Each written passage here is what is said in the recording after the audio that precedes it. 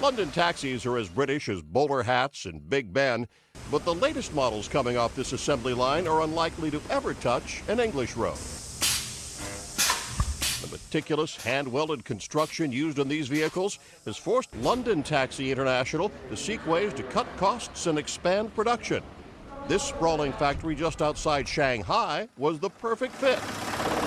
Well, China's obviously the largest growing and is the second largest auto market in the world. But we also get advantages from our supply base here.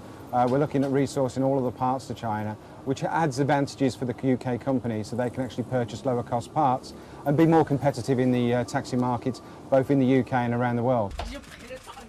Production for black cabs that will drive the streets of London will continue at a factory in Coventry, England, but the Chinese-built models will go to destinations like Singapore, Dubai, and Moscow, places that covet the image associated with the high-topped taxis.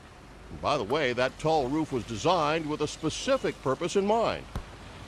Well, I don't carry it everywhere, but I do use it as a prop to explain why we have such a high roof in the vehicle, and it all generates from the original history of the vehicle and the culture within London, that the vehicle had to be accessible for gentlemen to wear their bowler hats without moving them while travelling. So to explain what a bowler hat is in China, I always carry one around with me. London Taxi International will retain control of the operations, assuring the sophistication and elegance remain inherently British. As for the bowler hats, I actually purchased the bowler hat in the UK, in London, but I was surprised to see when I actually looked at the label that it was made in China. John Belmont, The Associated Press.